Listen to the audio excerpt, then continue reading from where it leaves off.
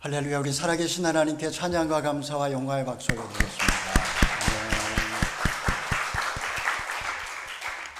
네, 오미크론 확산에 대한 걱정이 여전하지만 지금 아마 올해 상반기 중에 팬데믹이 끝날 것이라는 그런 예측이 지금 나오고 있습니다. 조심스러운 예측이지만 참 반가운 소식이고요.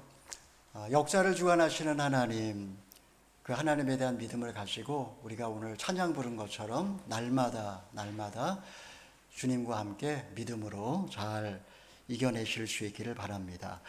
이 시간에 잠깐 기도하고 말씀 나누겠습니다.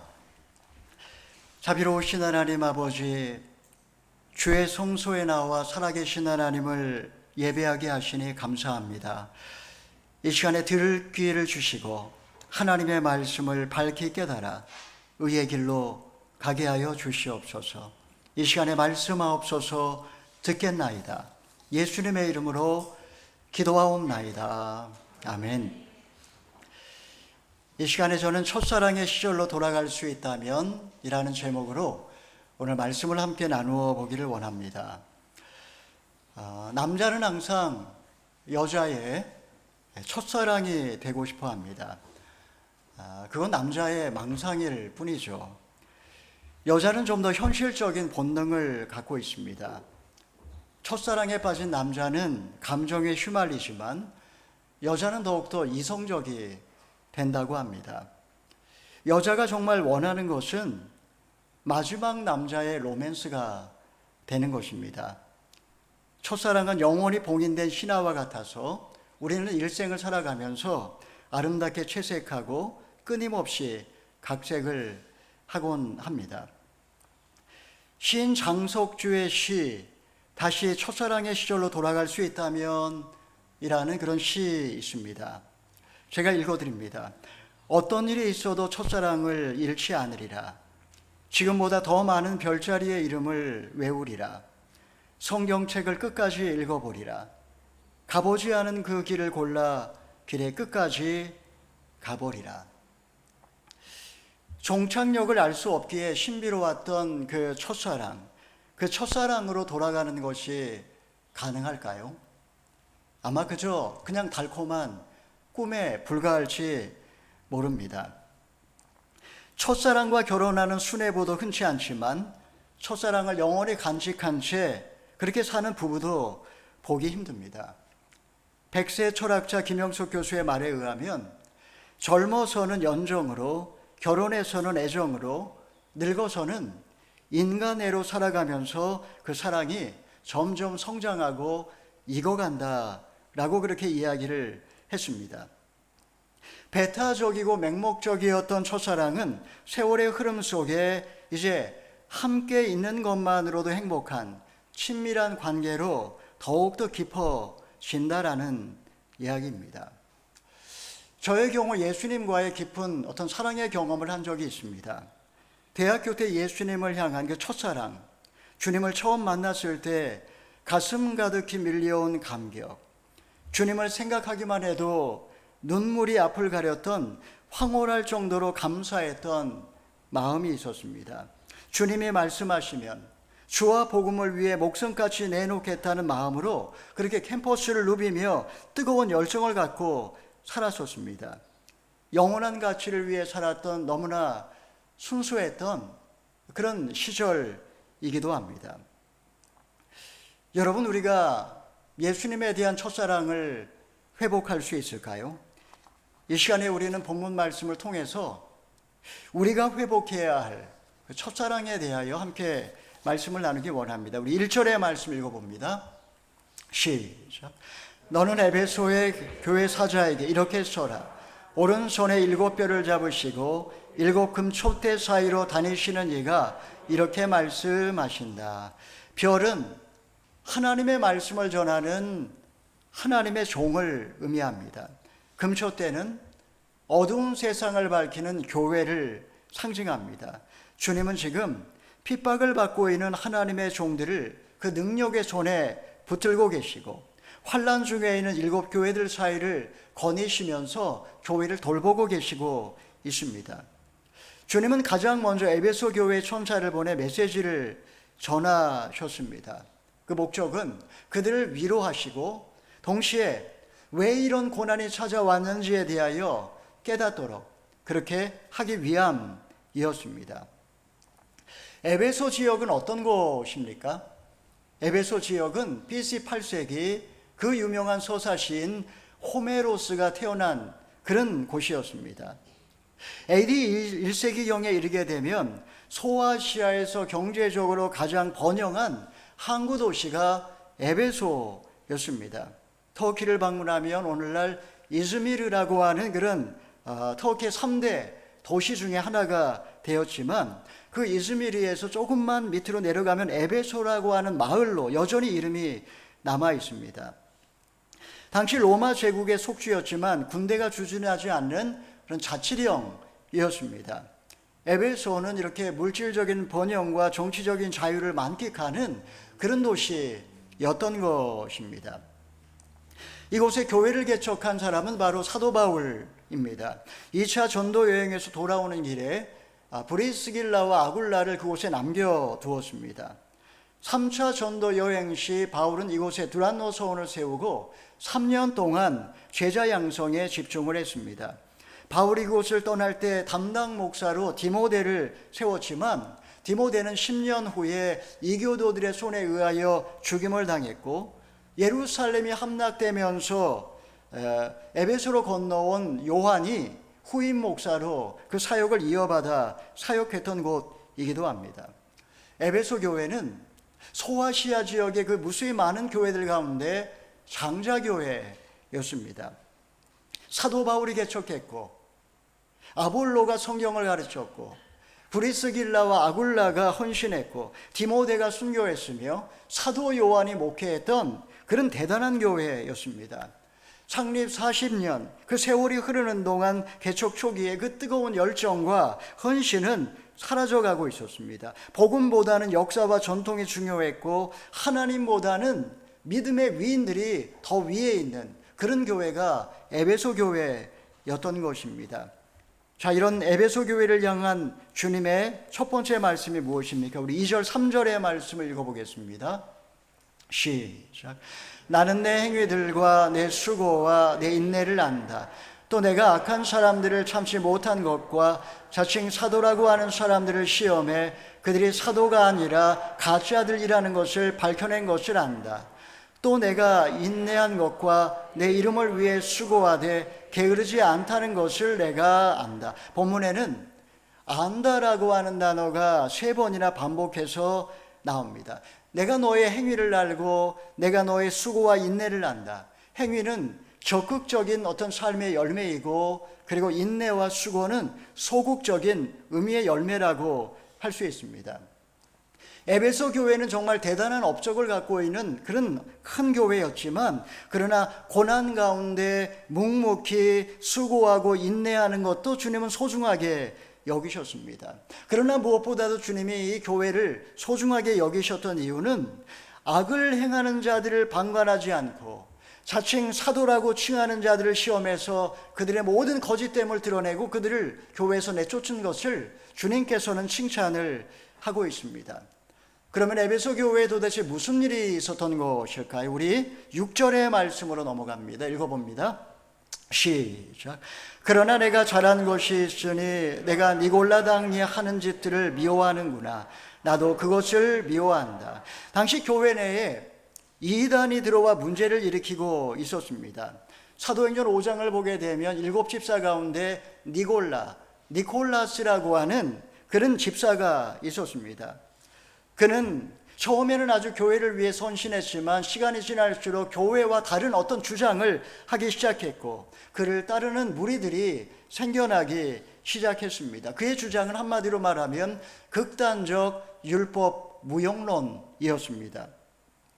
이것을 주장하던 그들은 세상 문화를 이해하고 소통해야 된다. 세상과 단절된 채 그들과 어떤 갈등을 일으키면서 살기보다도 대화를 해야 된다라고 하면서 소아시아의 여러 교회들 가운데 우상 숭배와 부도덕의 어떤 누룩을 퍼뜨리고 있는 자들이 바로 니콜라스를 추종하는 니골라당이었던 것입니다. 에베소 교회에 유독 이 니골라당이 많이 극성을 부린 이유가 있었습니다.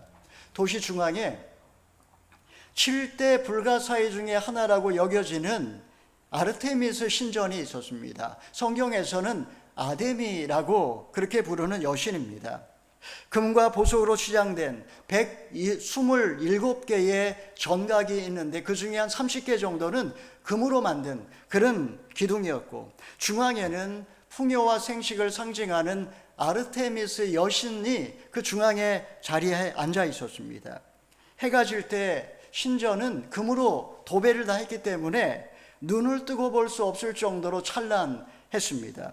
사람들은 에베소의 번영과 자유를 바로 이 아르테미스 신전 덕분이라고 그렇게 믿고 있었던 것이죠. 신전의 사제들은 모두 다 창기들이었고, 제사를 드린 다음에는 그들과 의례적으로 음행을 했습니다. 신전은 또한 치외복권 지역이었기 때문에 온갖 범죄자들의 은신처가 되었습니다. 그들은 아르테미스 여신을 목걸이나 신상으로 만들어 돈벌이를 했습니다. 금화가 넘치는 이 신전은 돈거래가 성행하면서 은행의 역할도 그 당시에 했습니다. 이런 도시에 세워진 교회였기 때문에 오래전에 바울은 이곳을 떠나면서 성도들에게 미혹에 빠지지 않도록 조심하라고 경계한 적이 있습니다. 우리 사도행전 20장 28절에서 30절 읽어봅니다. 시작. 여러분은 자기와 양떼를 잘 살피고 조심하십시오.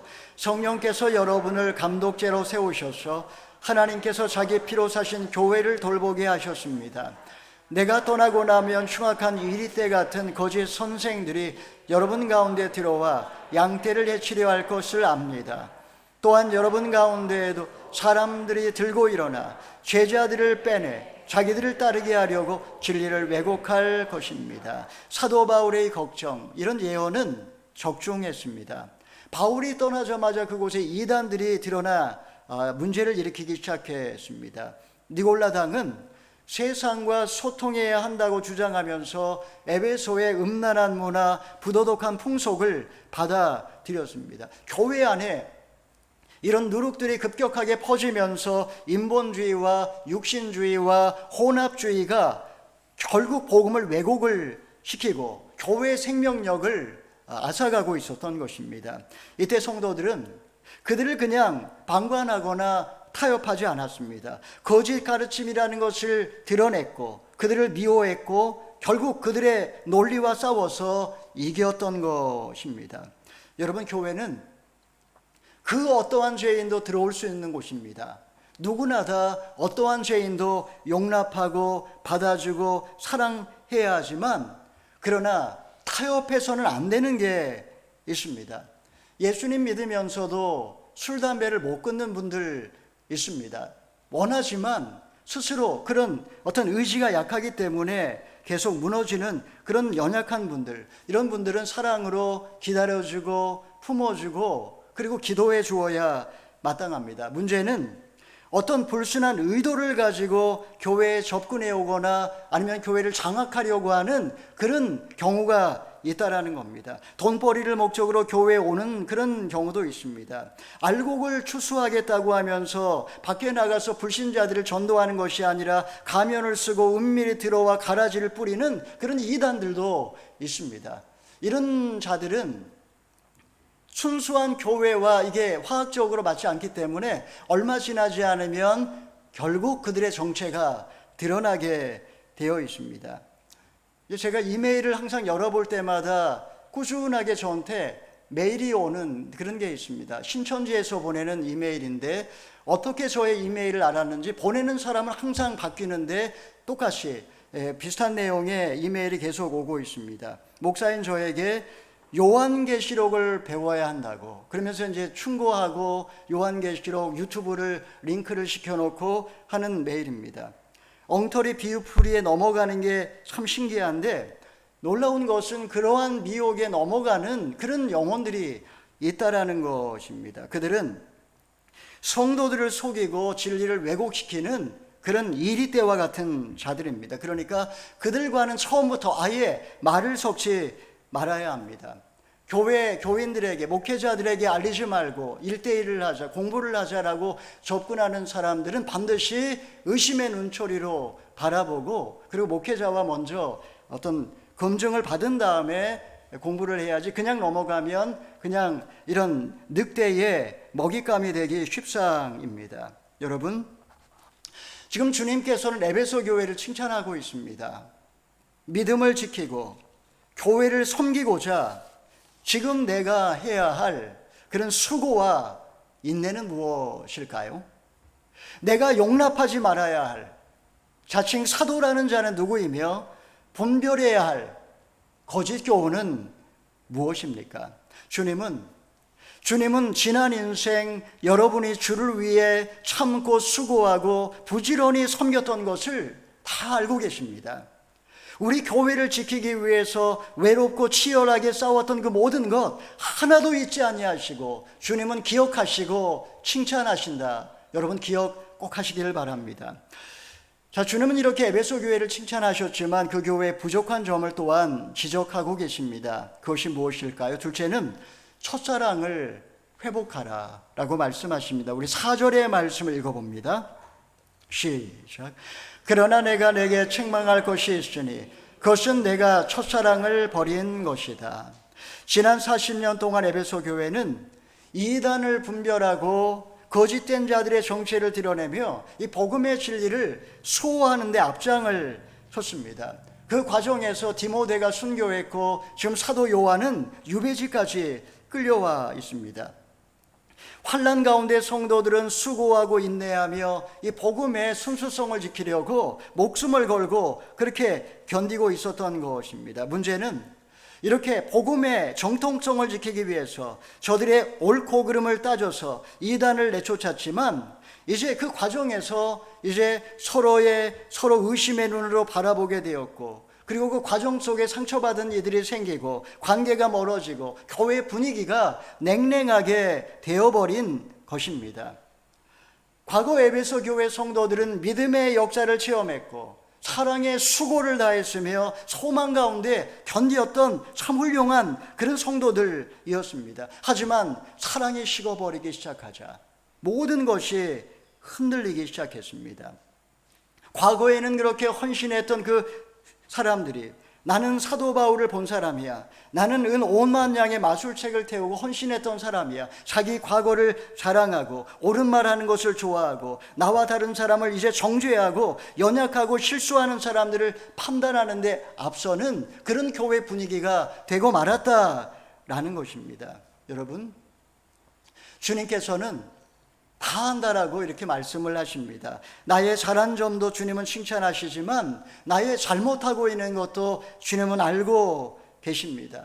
내가 아침마다 말씀 묵상을 하는지 안 하는지, 순모임을 즐겨서 하는지 아니면 억지로 하는지, 11조를 아까워하는지 떼어먹는지, 배우자를 사랑하는지 사랑하는 척 하는지 모든 것을 아십니다. 만약에 주님이 아신다 할 때 내가 지금 애매하게 고난을 당하고 있고 그리고 힘든 시간을 보내고 있다면 내가 너를 안다 하실 때 이 주님의 말씀은 나에게 위로가 되겠지만, 만약에 이 말씀이 부담이 된다면 아마 지금 전혀 내 귀에 이 말씀이 들어오지 않을 것입니다.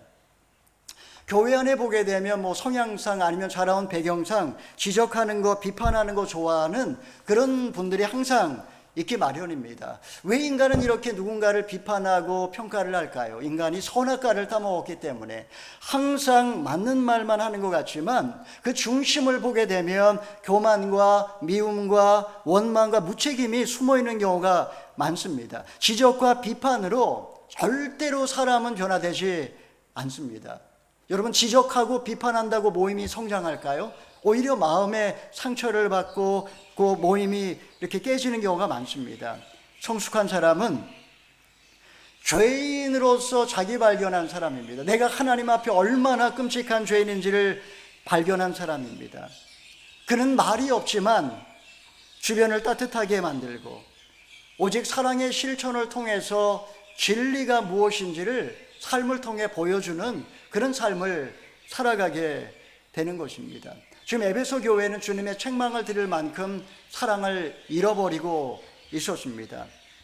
자, 그러면 어떻게 하면 첫사랑을 회복할 수 있을까요? 우리 5절의 말씀을 읽어보겠습니다.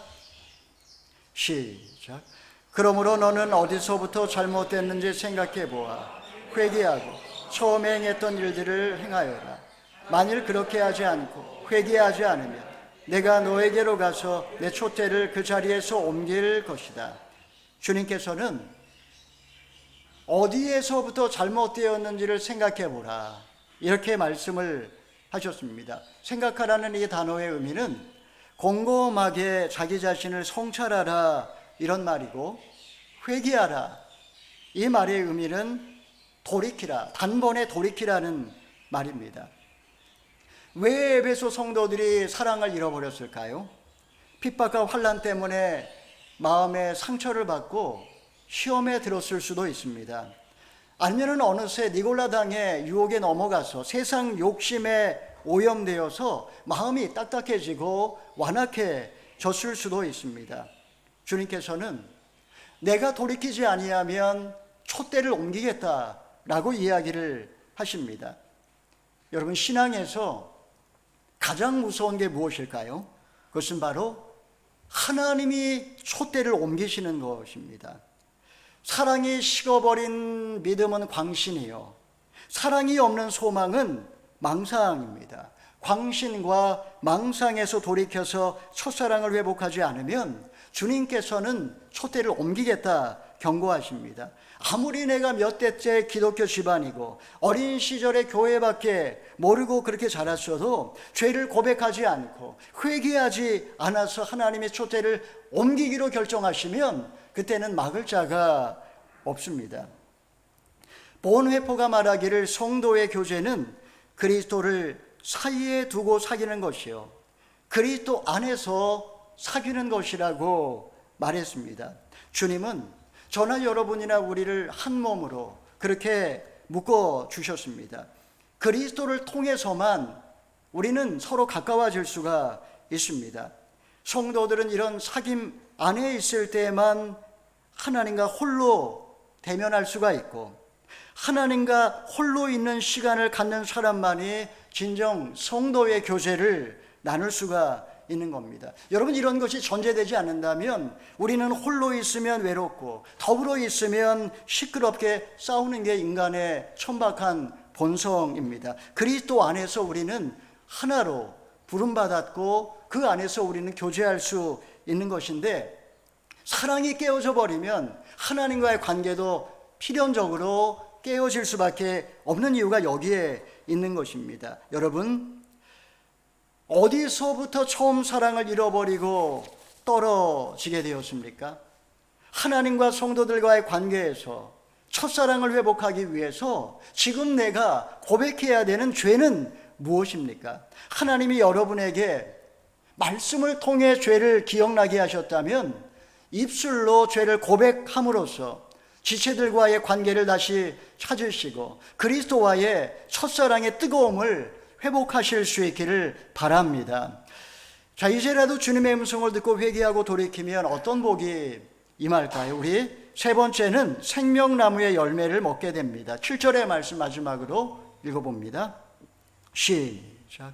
귀 있는 사람은 성령의 교회들에게 하시는 말씀을 들어라. 이기는 사람에게는 내가 하나님 낙원에 있는 생명나무 열매를 먹게 할 것이다. 성령님은 귀 있는 자는 들어라, 이렇게 말씀을 하십니다. 사랑은 말라버리고 기쁨은 사라진 채 마른 막대기처럼 되어버린 영혼은 지금 어디에서부터 잘못되었는지조차 알지를 못합니다. 모든 문제를, 어떤 나에게 닥쳐온 모든 고난을 선악의 기준으로 칼날을 들이대기는 하지만 정작 성령의 음성은 듣지 못하는 귀머거리가 되고 만 겁니다. 반면에 성령의 음성을 듣고 돌이키고 회개하는 자는 생명나무의 열매를 먹을 것이다. 그 영혼의 생명력으로 충만하게 되고, 그리고 이제는 무엇이 옳고 그르냐를 따지는 자가 아니라 어떻게 하면 생명을 살릴 수 있을까, 어떻게 하면 교회를 세울 수 있을까, 이런 걸 고민하고 그런 관점에서 결정을 하는 그런 성숙한 하나님의 사람으로 변화되게 되는 것입니다. 교만은 생명의 열매를 맺을 수 없습니다. 죽어 있으니까 결국 하나님과 멀어지게 되고 결국은 고난이 찾아옵니다. 고난은 하나님이 우리를 고난으로 인도하시는 이유는 고난 없는 길로 우리를 이끄시기 위함입니다. 첫사랑을 잃어버렸기에 고난이 찾아왔고, 고난의 의미를 해석할 때 우리는 비로소 돌이킬 수가 있는 것입니다. 고난의 의미를 깨닫지 못하는 자, 하나님에게 매를 맞으면서도 깨닫지 못하는 자는 이성 없는 짐승처럼 돌이키지 않아 악에 받쳐 반항하다가 결국에는 멸망의 길로 갈 수밖에 없는 것입니다. 여러분, 저나 여러분이나 예수님 안에서 신앙의 뜨거운 첫사랑이 있으셨을 것입니다. 처음에는 주를 향한 그 사랑이 뜨거웠습니다. 교회에 가는 길이 멀게 느껴지지 않았습니다. 오늘 하나님이 나에게 어떤 말씀을 주실까 설렜습니다. 시간이 흘러 익숙해지니까 이제 습관적으로 예배를 드리고, 그리고 생명의 삶은 큐티책은 먼지가 쌓여 있고, 맡겨진 직분이니까 수고와 인내의 행위는 많아졌지만 사랑이 식어버리니 내면에 기쁨이 없습니다. 영혼에 대한 목자의 마음도 없고 늘 내면에는 죄만 가득 쌓여갑니다. 자격이 안 된다고 생각하니까 직분을 내려놓고 쉬면 회복될 거라고 그렇게 이야기를 하지만, 회복해야 할 것은 직분을 내려놓는 것이 아니라 하나님에 대한, 주님에 대한 첫사랑을 회복하는 것, 이것이 바로 문제 해결의 키라는 사실입니다. 니골라당은 구원받았으면 이제 마음대로 살아도 된다고 주장하면서 회개하는 것을 거부하는 자들이었습니다. 말씀을 지식으로만 알고 삶 속에서 진정한 회개가 없이 옳고 그름만을 따지며 세상의 쾌락을 쫓고 있는 나의 안에 있는 니골라당은 무엇입니까? 죄인으로서 진정 자기 자신을 발견하고 생명나무의 열매를 먹어서 죽음의 고통이 내게서 사라져가고, 그리고 진정 내 삶의 자리에서 영혼을 살리는, 교회를 세우는 바로 그 사역을 감당하실 수 있기를 바랍니다. 결론을 맺겠습니다. 오늘날 에베소는 폐허의 도시입니다. 19세기 오스트리아 고고학자들의 발굴에 의해 관광용 도시만 남아 있습니다. 그곳에는 요한과 예수님의 어머니 마리아, 그리고 사도행전을 기록한 누가의 무덤만이 쓸쓸하게 자리를 지키고 있습니다. 이단과 싸우며 복음의 전통성을 지켰던 에베소 교회는 흔적도 찾아볼 수 없습니다. 불행하게도 예언이 그대로 응한 것입니다.